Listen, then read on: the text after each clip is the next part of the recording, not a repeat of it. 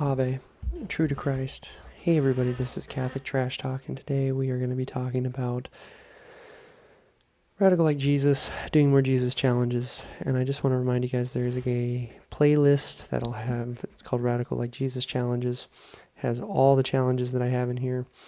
These are designed that even though there's multiple challenges, it's not in any order. You can watch this in any order you want.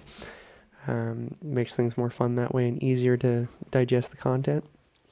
But anyways, the point I'm getting at is that the point of these videos is, one, to expose the dangers of Protestantism, two, to give you guys everyday challenges to work on something, and three, it exposes my Protestant self.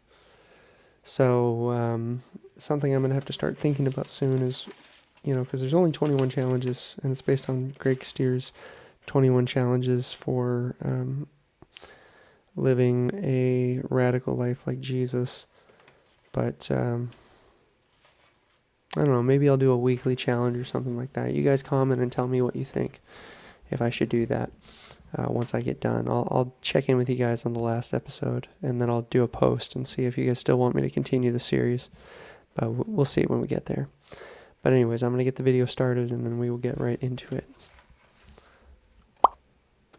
John chapter 13 is a powerful passage because Jesus, literally the night before he's crucified, gets up when everybody's sitting around the table, and he puts a towel around himself, gets a basin full of water, and one by one goes and washes the feet of his disciples. Now you got to understand something. This was a servant's chore.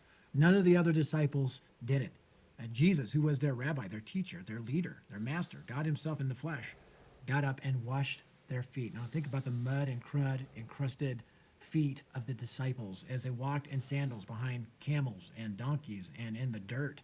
But Jesus, the Son of God, washed their feet, and when he got finished, he said, "What you've seen me do, I want you to do for each other. I want you to serve each other." And I want to challenge you to serve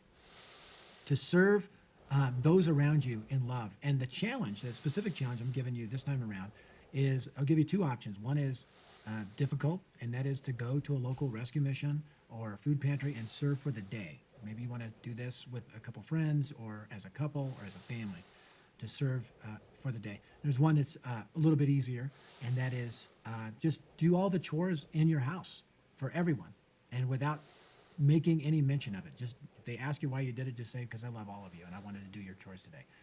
Learn how to serve like Jesus, the Son of God, God himself, the one who spoke the universe into creation, washed the feet of his disciples. We need to wash the feet of each other. We need to serve. So this one I'm actually in agreement with him on. I think that you need to challenge yourself every day to do one thing you would normally complain about, or that you would be annoyed about. Because if you want to serve like Jesus, you got to remember that how you do that is you have to essentially think, in what way can I do better things for people?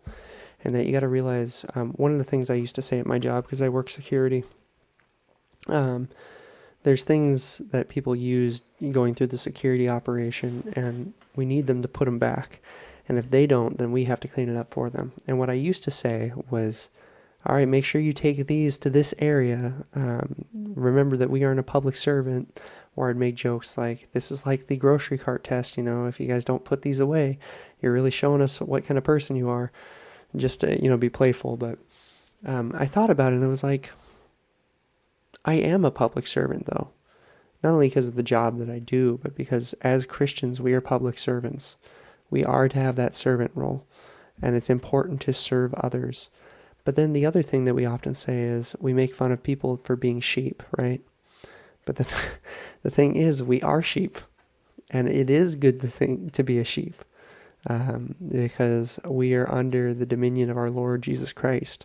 So you got to really think about the things that you're saying. Or when people are like, hell yeah. I started getting away from that because I realized, maybe I shouldn't be saying that as a Christian, But, so what I put for my Protestant self, I wrote for challenge 14, what was your first and 10th Good Samaritan deed for the day? And you got to remember to have a good work or a good Samaritan deed. You have to have faith, love, and charity in your heart to do it. My warms my heart a lot because my dad, what he would always say before he passed is that you got to do your one good Samaritan deed for the day. And the thing about that, I'm crying because I'm trying not to cry thinking about it. But one of the stories in the Bible is the Samaritan woman, and she is so impressed by Jesus and realizing that he's the Messiah that she runs into town to proclaim to the town that the Messiah has come. And you gotta do your Samaritan deed because good Samaritan deed because the idea was Samaritans weren't good people in the eyes of the Jews. And so you change the view of others by doing your good Samaritan deed. But try to aim for 10 Samaritan deeds a day. That's what my Protestant self would aim for. And, I can't disagree with that. So just a reminder, the challenge is do up to 10 Good Samaritan deeds a day. If you start out at 1 and see if you can get to 10. And then the challenge from me is that find ways that you can serve other people, that you can do your chores without grumbling, or remember how that you are a public servant and you are a sheep, and try to find a way to serve somebody.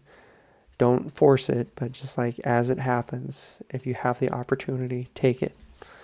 But that is everything, guys. Feel free to bully me in the comments and tell me why I'm wrong, and I look forward to hearing from you guys. I hope you guys have a blessed day, and peace be with you.